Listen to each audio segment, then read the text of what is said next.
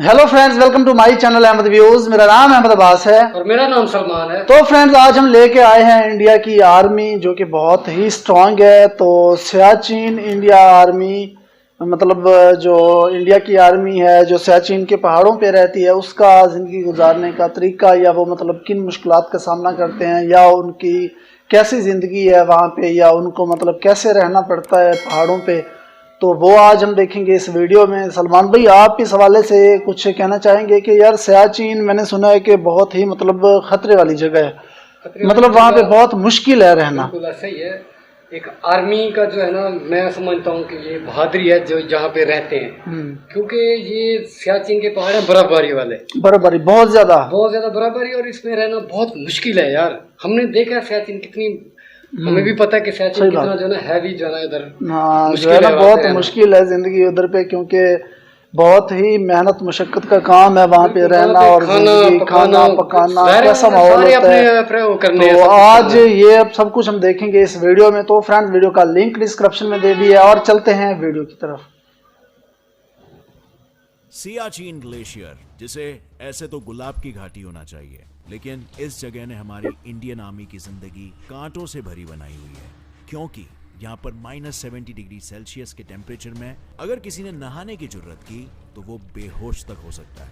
इतना ही नहीं, सियाचिन में अगर खुद को सर्दी से बचाने के लिए किसी सैनिक ने अपने कैंप्स को ज्यादा गर्म किया तो ऊंचाई पे ऑक्सीजन की कमी के चलते उनका कैंप भस्म तक हो सकता है। लेकिन इनकी ये मुश्किलें यहीं खत्म नहीं होती, क्योंकि एक तरफ हम ऐसी जगहों पर अपने पैर तक नहीं उठा सकते, वहीं इन्हें कदम कदम पर अपने कंधों पर 30 से 35 किलो का वजन लेकर 20 से 28 दिन चलना पड़ता है ताकि ये ग्लेशियर की ऊंचाई पर पहुंच सके।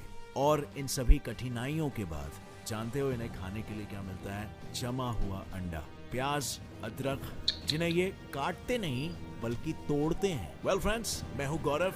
आज आपको हमारे इंडियन आर्मी की ऐसी ही चैलेंजिंग जिंदगी का आईना दिखाने वाला हूं in our today's video titled Indian army life in Siachen glacier.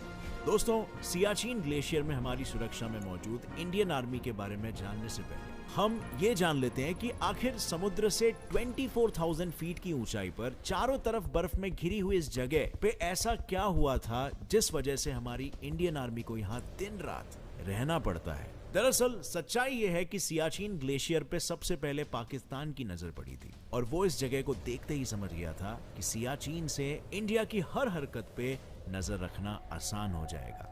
लेकिन आजादी के बाद दोनों ही देशों ने शांति और अमल का एग्रीमेंट साइन किया था, और इसी वजह से पाकिस्तान डायरेक्टली सियाचिन में नहीं घुस सकता था। इसीलिए उसने 1970 तक चुप चुप के सिर्फ इस ग्लेशियर पे चढ़ने का ही अभियान चलाया।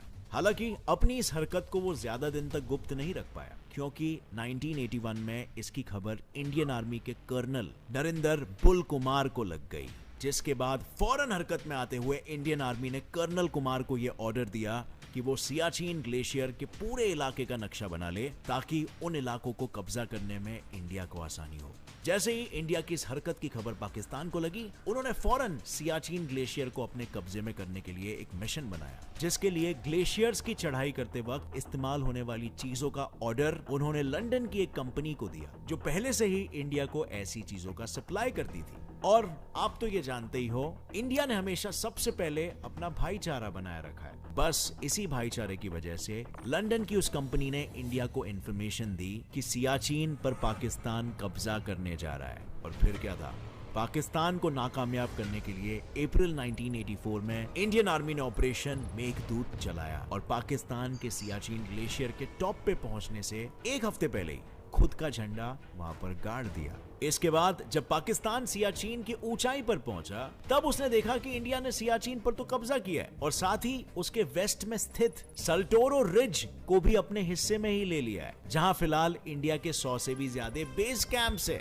हालांकि भारत की इस जीत के बाद भी पाकिस्तान सियाचिन पर अपना दावा करता रहा, और इसी वजह से 1984 से 1999 तक दोनों देशों में काफी खून खराबा भी हुआ है। लेकिन एक सच ये भी है कि सियाचिन में गोलियों से ज्यादा मौतें वहां के मौसम की वजह से हुई है। जिसका जिक्र खुद हमारे union minister of defence Rao Inderjit Singh ने 2015 में लोकसभा को एक लेटर लिखते हुए किया था और बताया था कि ऑपरेशन मेघदूत के बाद से अब तक सियाचिन में मौसम की मार ने 869 सैनिकों की जान ले ली है। जवानों की हुई मौत से आपको इस बात का अंदाजा लगी गया होगा कि सियाचिन ग्लेशियर का तापमान सांसों को भी जमा सकता है। वहां के हालत कुछ ऐसे हैं कि चाहे अंडा हो या प्याज या फिर इंसान की सांसें ही क्यों ना हो, सब कुछ जम जाता है।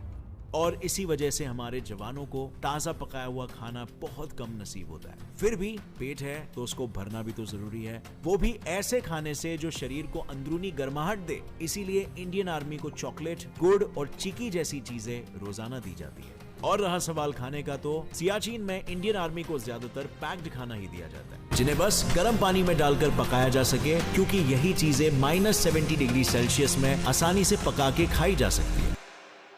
अब फ्रेंड्स, आगे बढ़ने से पहले मैं आपको एक इंटरेस्टिंग ट्रेडिंग प्लेटफॉर्म के बारे में बताऊंगा जो प्ले स्टोर और ऐप स्टोर दोनों में अवेलेबल है। ऐप का नाम है बायनमो और इसमें आप अलग अलग एसेट्स में ट्रेड कर सकते हो, जैसे कि गूगल, एप्पल, गोल्ड और फॉरेन करेंसीज जैसे कि यूएस डॉलर्स और यूरोस वगैरह में भी आपको 90% तक का प्रॉफिट मिल सकता है। इस ऐप में आपको कोई भी एसेट चुनना है और फोरकास्ट करना है कि उसकी वैल्यू बढ़ेगी या फिर घटेगी।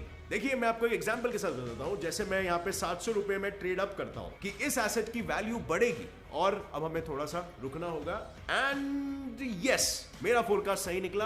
अब ये अमाउंट आप अपने बैंक अकाउंट या पेटीएम में इजीली 24 आवर्स के अंदर विड्रॉ कर सकते हो। इसका मिनिमम डिपॉजिट सिर्फ 350 रुपए, और अगर आप मेरा प्रोमो कोड यूज करते हो तो आपको ये डिपॉजिट पे डबल मिल जाएगा, यानी कि 400 रुपए का टॉप अप करिए और आपको 800 रुपए मिल जाएंगे। सो अभी रजिस्टर कीजिए इस ऐप में, link is in the description, और 65,000 अपने ट्रेडिंग डेमो अकाउंट में पाइए, जिससे आप ट्रेडिंग स्ट्रेटेजीज और ट्रेडिंग स्किल्स को प्रैक्टिस कर सकते हो। जितना आप प्रैक्टिस करोगे उतनी आपकी ट्रेडिंग की नॉलेज और एक्सपीरियंस बढ़ेगा और अर्निंग की पॉसिबिलिटीज भी बढ़ेगी। लेकिन हाँ फ्रेंड्स, ध्यान से ट्रेड करिएगा, पूरा रिसर्च करके, क्योंकि किसी भी ट्रेड में आपका कैपिटल रिस्क में होता है। So download Binomo now, link is in the description. I am a binomist, are you? अब अगर आप ये सोच रहे हो कि उसके लिए पानी की जरूरत होती होगी, तो हाँ, बिल्कुल होती है, और इसीलिए तो बेचारे बर्फ को पिघलाकर उसका ही इस्तेमाल करते हैं, फिर चाहे उन्हें पानी पीना हो या अपने लिए कुछ बनाना हो। अगर साइंटिफिकली देखा जाए ना, तो इंसान जितनी ज्यादा हाइट पे होता है, उसे अपने बॉडी में एनर्जी लेवल बनाए रखने के लिए उतनी ज्यादा कैलोरीज की जरूरत होती है। लेकिन दुर्भाग्यवश हमारे सोल्जर्स के साथ चाह कर भी ऐसा नहीं हो पाता। उल्टा कई बार बेस कैंप से पकाया हुआ जो खाना आता है ना, वो भी बीच रास्ते में ऐसे ही जम जाता है और सैनिकों तक पहुंचते पहुंचते उसमें कोई स्वाद ही नहीं बचता। और रहा सवाल इंडियन आर्मी की ट्रेनिंग और उनकी लाइफस्टाइल का, तो आई एम श्योर अब तक आप जान ही गए होंगे कि सियाचिन ग्लेशियर में रहना बच्चों का खेल बिल्कुल नहीं है। यहाँ काम करने के लिए शारीरिक तंदुरुस्ती और जज्बात दोनों का फिट रहना बेहद जरूरी है। इसीलिए तो यहाँ पोस्टिंग से पहले सभी जवानों की लगभग 5 हफ्तों तक स्पेशल ट्रेनिंग होती है, जिसमें शुरू के कुछ दिन उन्हें कश्मीर में सिर्फ ये सिखाया जाता है कि सियाचिन में उन्हें माउंटेन क्लाइंबर्स की तरह अपनी जिंदगी बितानी है। इसके बाद जब सैनिक ये लाइफ स्किल सीख लेते हैं, तब उन्हें सियाचिन बेस कैंप लाया जाता है,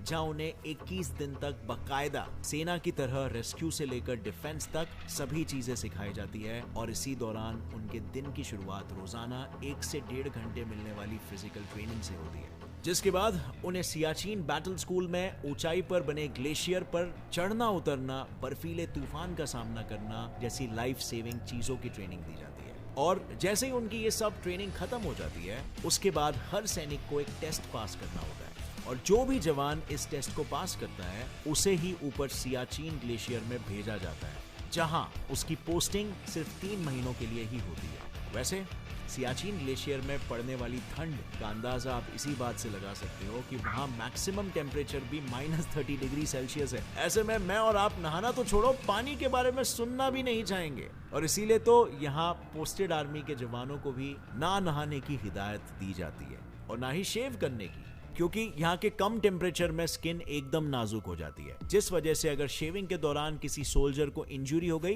तो उसका वो घाव भरने में जरूरत से ज्यादा वक्त लग जाएगा। सिर्फ यही नहीं, पोस्टिंग के बाद जितने भी सैनिक सियाचिन में रह रहे होते हैं ना, उन पर हर पल जान का खतरा मंडरा रहा होता है, क्योंकि इस बर्फीले रेगिस्तान में कौन सी जमीन कब धंस जाए, कब कहां से कौन सा तूफान आ जाए, ये कोई नहीं कह सकता, और इसीलिए यहाँ पर सभी सैनिक खुद को एक रस्सी से बांधकर ही कहीं भी आते जाते हैं ताकि ऐसी कोई भी सिचुएशन में वो एक दूसरे की मदद कर सके। बट फ्रेंड्स, अभी आपको अंदाजा ये तो हो ही गया है कि क्या खतरनाक जगह, अलग लेवल खतरनाक। बट इनकी ये समस्याएं यहीं पर खत्म नहीं होती, क्योंकि सियाचिन बेस कैंप से ऊपर ग्लेशियर तक इंडियन आर्मी को महीने का राशन सिर्फ कुछ ही सेकंड्स में मिलता है। मतलब सियाचिन के मौसम और वहां चलने वाली 160 किलोमीटर प्रति घंटे की हवा में किसी भी हेलीकॉप्टर को उड़ा पाना मुश्किल है, और इसीलिए वहां पर खास हेलीकॉप्टर चीता को उड़ाया जाता है, जो महीने में एक ही बार सिर्फ 30 सेकंड के लिए ऊपर बनाए गए हेलीपैड पर रुककर राशन डिलीवर करता है, ताकि उनके किसी भी मूवमेंट की भनक दुश्मन को ना लगे।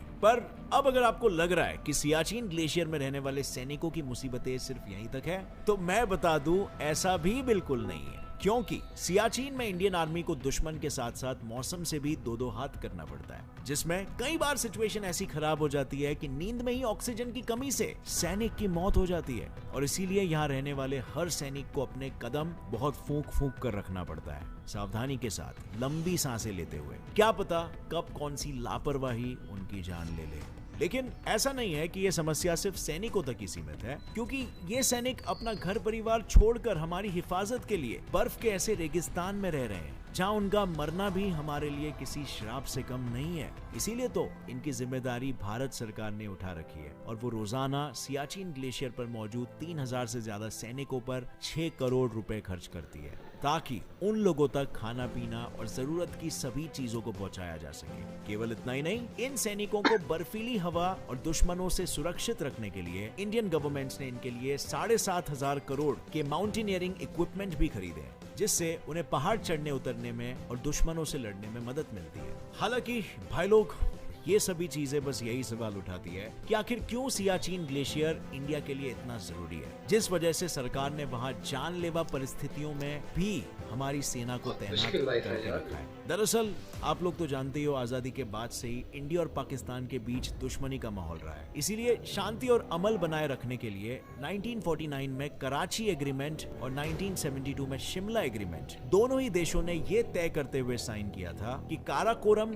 की पहाड़ियों के पास मौजूद सियाचिन ग्लेशियर में कोई भी देश घुसपैठ नहीं करेगा। लेकिन फिर कुछ ही सालों में पाकिस्तान की नीयत बदल गई और उसने एग्रीमेंट का उल्लंघन कर सियाचिन को अपने कब्जे में करने की कोशिश की, जिसके बाद इंडिया को ऑपरेशन मेघदूत चलाना पड़ा, जैसे हमने पहले डिस्कस किया, क्योंकि भारत नहीं चाहता था कि काराकोरम की पहाड़ियों में एलओसी के खत्म होते ही एक तरफ NJ 9842 जो पाकिस्तान के बाल्टिस्तान का एंड पॉइंट है, और दूसरी तरफ जो चाइना के अक्साई चीन का पॉइंट है, वो किसी भी हालत में सियाचिन की वजह से एक हो जाए। और ऐसा इसीलिए क्योंकि अगर दोनों में से किसी भी देश ने सियाचिन पर कब्जा कर लिया तो उसके लिए हमारी हर हरकत पर नजर रखना तो आसान हो ही जाएगा। साथ ही ये दोनों देश अपने राजनीतिक रिश्तों की वजह से एक साथ इंडिया पर हमला भी कर सकते हैं, और ऐसा होने पे इंडिया के लिए अपने दो दुश्मनों से एक साथ लड़ना थोड़ा मुश्किल हो जाएगा। इसी वजह से इंडियन आर्मी को सियाचिन में खराब हालातों में भी तैनात किया गया है, ताकि वो दोनों ही देशों में जन्मी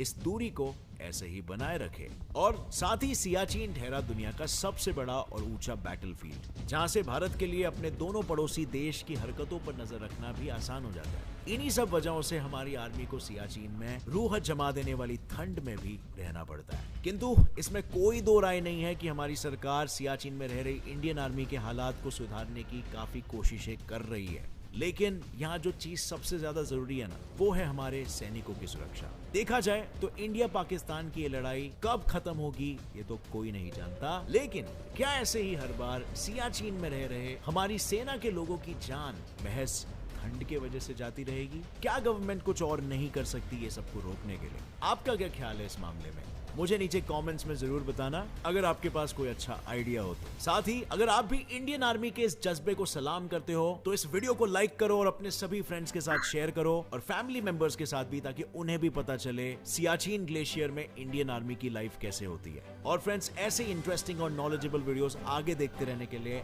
सब्सक्राइब कर लो इस channel gets it fly fact को, और बेल नोटिफिकेशन। ओ सलमान भाई, यार ये तो बहुत ही मुश्किल ज़िंदगी है इंडियन आर्मी की। मैं तो सलाम करता हूँ यार उनकी हिम्मत को। कि बहुत ज़्यादा मुश्किल है। और वैसे यार ये बात जो इंडिया के लिए है वो सही है, इंडिया इस बात के हवाले से मजबूर है, उसको जैसे भी हालात हों सियाचिन पर अपनी सिक्योरिटी रखनी है उसने। जाहिर बात है सलमान भाई, हर कंट्री है जो उसकी आर्मी अपने कंट्री के लिए हिफाजत करती है, बेशक उसे जो कुछ भी करना पड़े। अब देखें कि इंडिया के जो नौजवान हैं आर्मी के, वो उनकी मौत भी हो जाती है, ऐसे उधर हालात हैं कि कोई पता नहीं है मौसम की वजह से लड़ाई नहीं हो रही, लड़ाई फिर भी उनका जो ना खतरा बना हुआ है, लेकिन फिर भी उन्होंने वहाँ रहना है क्योंकि खतरा। और दूसरी बात है कि भाई खाने का कितना मसला है वहाँ पे, खाने का बहुत ज़्यादा मसला है। जो भी चीज़ है ठंडी हो जाती है, वो बिल्कुल फ्रेश खाना तो खा ही नहीं सकते कभी, ना वो खा सकते हैं ना उसका जायका जायका महसूस कर सकते हैं। सही बात है यार, ये बहुत जो ना हैवी जो है ना जिंदगी है, जो हर बंदा नहीं गुजार सकता। ये बाकी ये मुजाहिदीन और उनका जो काम है, हाँ उनकी हिम्मत है, उनकी हिम्मत है। सही बात है, हम सलाम करते हैं इंडियन आर्मी को। तो इस वीडियो के साथ आपसे इजाज़त चाहते हैं, मिलेंगे नेक्स्ट वीडियो में, तब तक के लिए अल्लाह हाफिज़।